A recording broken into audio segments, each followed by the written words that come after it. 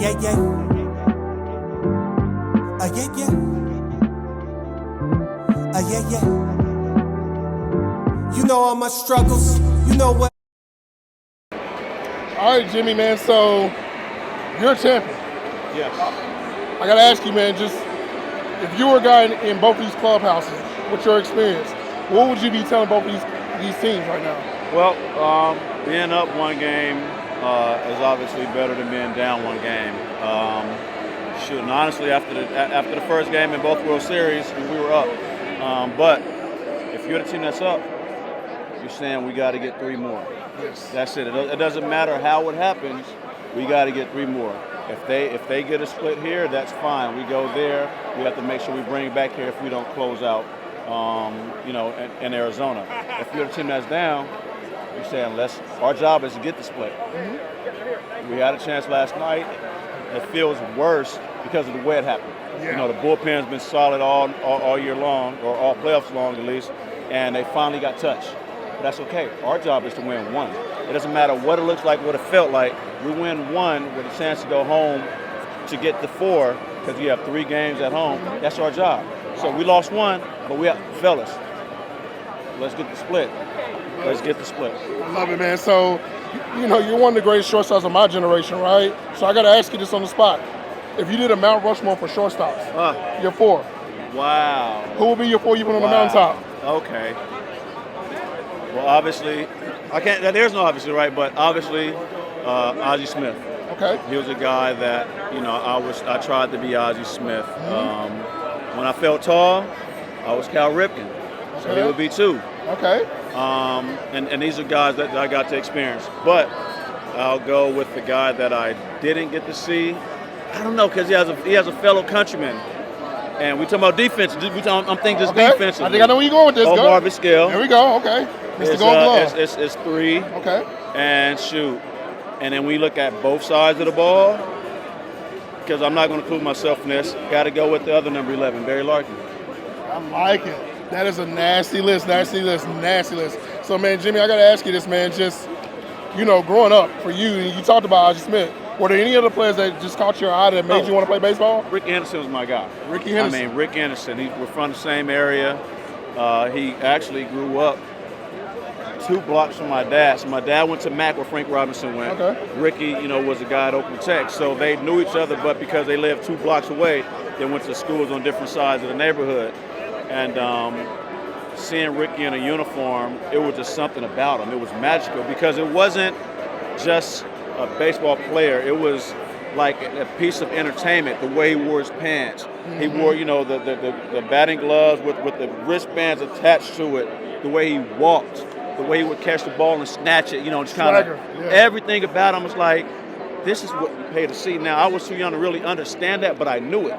It's like, I just want to go look at Ricky. He's going to play baseball because that's what he does. But I watched every single move. And then when I found out he was from Oakland, it's like, maybe that's why I liked him. It was just a swag about him that when you're from the Bay Area, is the style that you go about everything.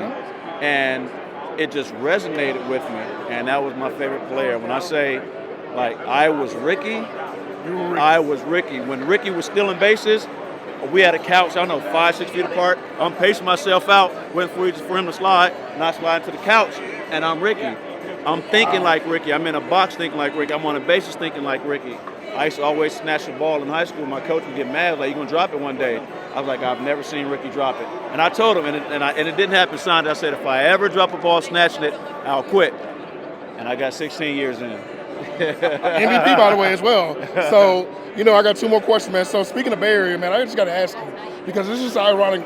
Bay Area may be the most slept on when it comes to athletes. Jason Kidd, yourself, just Ricky Henderson. Well, I keep going. Gary Payton. Just Joe Morgan, Gary Payton. Yeah. How is that to have that pipeline of athletes? Dontrell Willis. Wow. We got guys. How is it to realize that the Bay Area has birthed so many great athletes? It is. I think it's because it's a small area. The surrounding cities, everybody's aware of what the next person's doing, and it's a healthy competition. What's the best city? Oakland, Richmond, San Fran, Hayward, and you really repping your city. But on top of that, you represent all the legends that have come before you. It's like it's not going to stop with me. Mm-hmm. I'm going to do my part to hopefully become legendary and pass the baton to the next generation. Torch, yeah. Like, it didn't stop with us. Like, there's not going to be a gap. There shouldn't be a gap. And so when you know that, you want to live up to that. Yes, you want to be the best amongst your peers and go out there. And you know, we from the Bay. We going to talk it, but we going to bag it up. Yes. And it's all in me. I'm going to talk it, but I'm going to bag it up. And if And if you feel something about it, feel some way about it, it's your job to stop me, and vice versa. If I feel some way about it, it's my job to shut you up. But that's what made it fun, and in a very competitive way, which I think helped me for Philadelphia, the city that's hard in their athletes. And it's like, look, this is what I do. So I think it's just having that tradition and knowing it exists, it helps you to excel. I love it. Last question, man. So. Just that Phillies team, and I want you to talk about one guy, man, because you played with him, Doc Holladay. Doc, man. Man. You were iconic, obviously, what you did. Ryan Howard, just guys that go on that list. Chase, God, that team is crazy now. I think about it, just naming the guys. But Doc Holladay, man, God rest his soul. Can you just talk about some moments that you may have had with him and just what he was as a player? So it's funny, like everything you hear about Doc, his work ethic. It's true. It's not just for show. Like, that's who he was.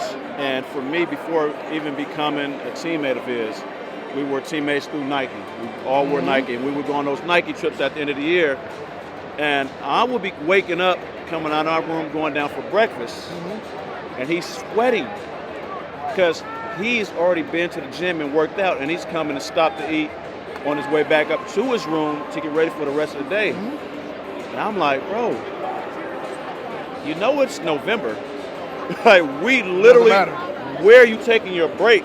And that's just who he was. Wow. So it was like, man, this is a guy that, prior to playing with him, like, I want to play with this guy. Like, I've seen what he does. He's great.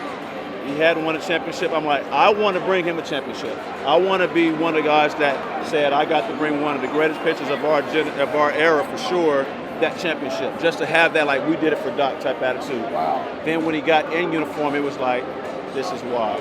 I'm not seeing it from the outside. I'm not seeing it just on vacation. I'm seeing it as his daily routine. Wow. But what people don't know about Doc is the days he wasn't pitching, he was a big kid. He laughed, he joked, he had his race cars, he had his airplanes. He did everything but worry about baseball, which made him human. It's like he's not a machine. Wow. But the day he pitches, he's here, he's locked in, you don't mess with him, that's Doc. You respect it. Wow. But on the day it wasn't, big old smile, teeth everywhere, having fun, and that doesn't get talked about. Yes, we get to know who he was as a pitcher and an athlete, but as a person, he was a happy guy. So when I had the opportunity to really share the clubhouse with him, I felt this way before I even, knew him really. But in that clubhouse, like, let's win this for Doc because he deserves it. He worked that hard, he put his life and soul into this game, and you just want to do it for Doc. It was literally like, let's do it for Doc. We got ours. If we win, this isn't ours, this is his, Man. Well, Bay Area legend, MVP, champion. The list just goes on, man. We got Jimmy Ross, E40. We can go there. Hey, rest in peace, Mac Dre. Rest in peace, Mac Dre. Hey, we're from town, so we got to get short. You know what I'm saying? Spice, Pop, everybody. You feel me? Yeah. One time for the Bay Area legend, Jimmy, Kick man. the snake, 3 times crazy. Yay! Wow. This is the legend, y'all. Y'all be sure to follow my guy in his journey and what he's doing right now outside of being a player as well. So, Jimmy, appreciate your time, brother. We're going to be talking again soon. Thank you so much. Yeah, yeah. Yeah, yeah. Yeah, yeah.